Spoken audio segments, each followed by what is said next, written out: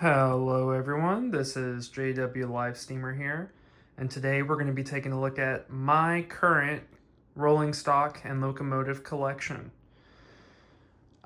I am a proud member of the North Texas Garden Railroad Club, and as it says on the sign that I made, we have some Live Steam members. I am one of them. We have quite a few members in the club, and the Live Steam is definitely the minority in the group, but I haven't seen too many YouTube videos out there already of the Accucraft Maple, which I have here. And it has been a beautiful little runner. It is in fact a butane fueled engine. I wish it had a water pump. I'm stuck with the Gladale valve for now. But it does have lubricator, it does have blowdown drains, it does have everything else you would really want for live steam, and it's a good little runner. And I can't complain. It's better than the Ruby I started with. I like the higher boiler pressure. Accucraft makes the Maple at 60 psi. The Ruby is usually a 30 psi, if I recall correctly. And then the next locomotive in the fleet, which I fell in love with this Accucraft livery of the Maple, the dark green with the light yellow trim and the gold boiler bands, or brass boiler bands, I should say, are beautiful. And so I got myself a Piko battery remote control switcher, uses a little key fob remote, and this locomotive is special because it actually is purely battery powered. And I use rechargeable lithium-ion batteries in this. And this locomotive, I bought it cheaper without sound and without DCC. Does have working lights and directional lights, and it does pull very well, and it'll run a long time, but I get longer run times since I got the model, the simpler model, without a sound unit and without, well, I guess it wouldn't be DCC, it'd still be remote control, so I'm wrong there. But yeah, more runtime out of the basic model, and you save a couple $100 buying the cheaper one, and it still has a standard LGB gearbox, and it has the traction tires and the track cleaning, which is nice. I don't love track power. I have got live steam and I've got battery power. The only thing I have track power, ironically, is this molten ore car. This molten ore car has a motor right here under this housing. This is the pulley system, and it has, if I turn it over, it has electrical pickups. It has little plungers on the wheels, on the front and on the rear. And if you can notice, they're on the same side of the car, which means you have to insulate. You get, let me re-rail this. You run your positive and your negative through one truck on the same rail. You have to put an insulator in between them. One end's positive, one end's negative, and that'll cause the actuation of the tipper. I can move it freehand because it uses a rubber pulley. So if you go too far, it doesn't burn out the motor. That rubber pulley will absorb, I absorb the, I wouldn't call it kinetic energy, but it keeps the motor from burning out. It can free spin and it doesn't burn out the motor. If you're all the way down, keep running it, it's not gonna hurt. All the way up, keep running it, it's not gonna hurt. I haven't put liquid in it, but I've seen other people like water plants and put water in it. And I did make one modification to this car. I put custom LGB, not custom, but you can buy them. They're LGB link and pin couplers, and they just snap on the same way, other than the hook and loop. Everything on this table I have is link and pin, except this is 3D printed link and pin, because I didn't know where to get these yet. So I had to make my own with a 3D printer. I have a small, actually I'll just show you. I have a small Bamboo Labs A1 Mini, and that is how I made this coupler, and I think that's the only 3D printed thing I have in the collection at this moment.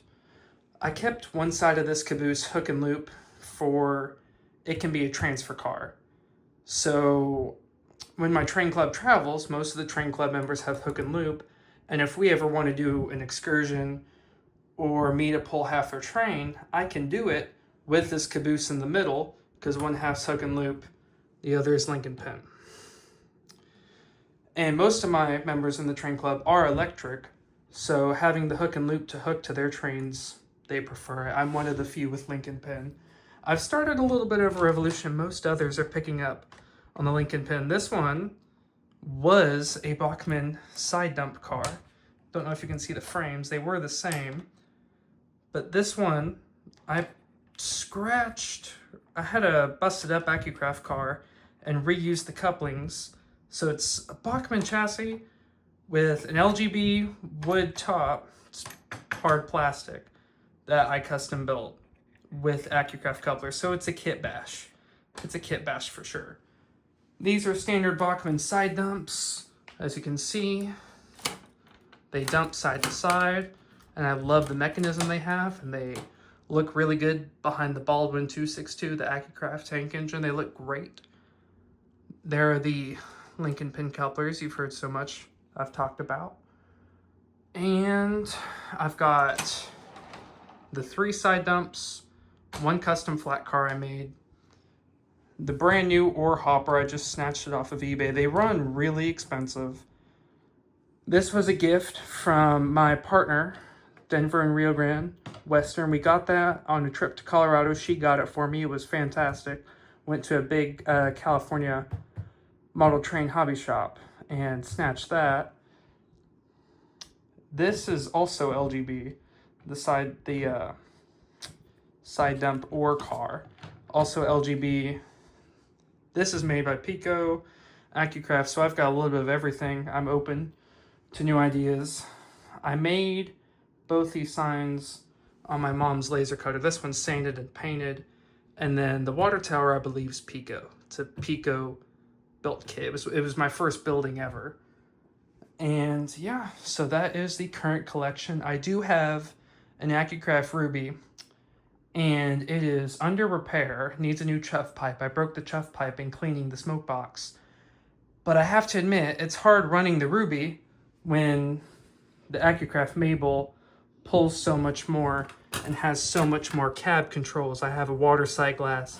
I have a water blowdown under here on this side of the locomotive. And you'll see it run in lots of my short videos and such, my short content forms.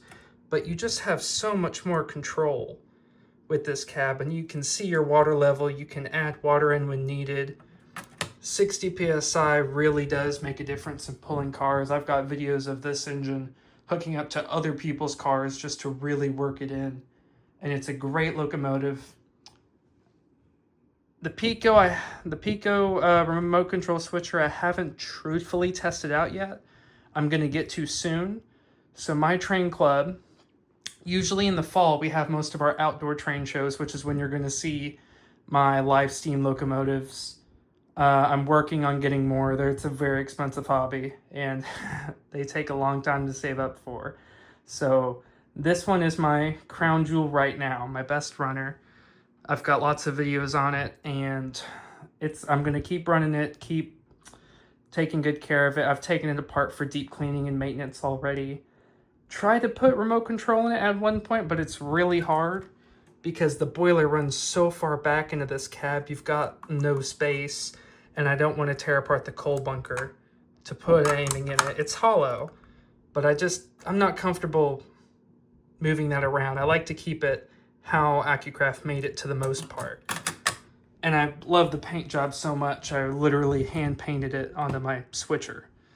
But point is, outdoor train shows in the fall in Texas, the Accucraft locomotive is perfect for, and it looks great and people love it, and you put a nice long consist behind it, they're happy. But we do train shows also.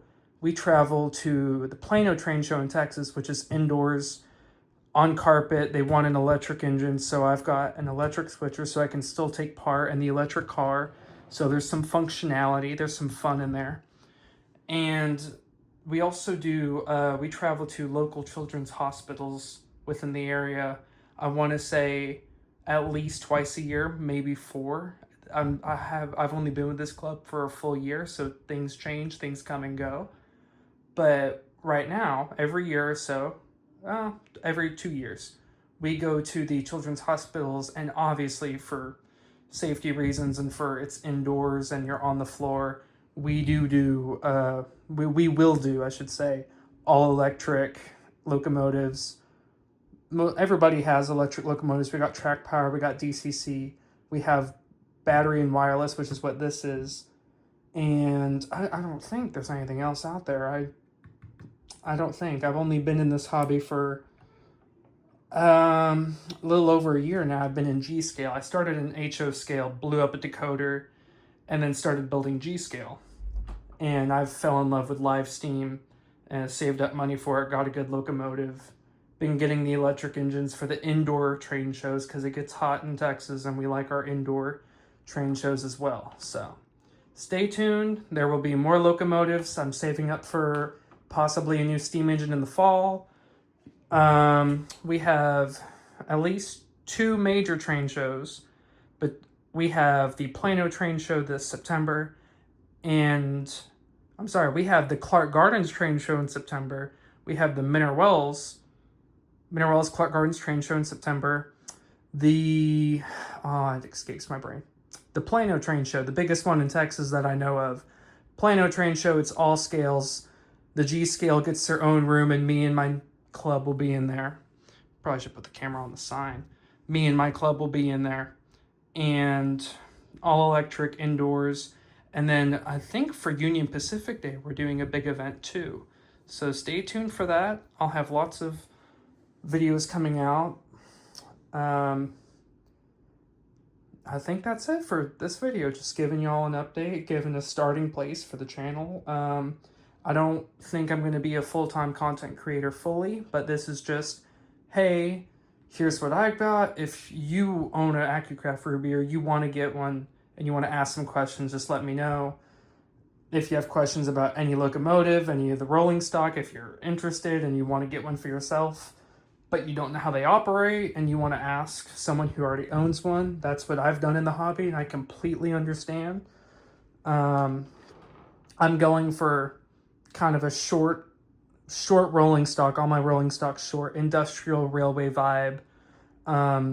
Even things as to how this table exists. This table is just a normal plastic table with slightly custom bent radius 1 LGB curves on it. So I think this is give or take a 4-foot curve, or at least 3 3/4 foot curve. So, but yeah, feel free to comment anything, just starting out, just whatever y'all feel like. Any feedback would be appreciated, and thanks for watching.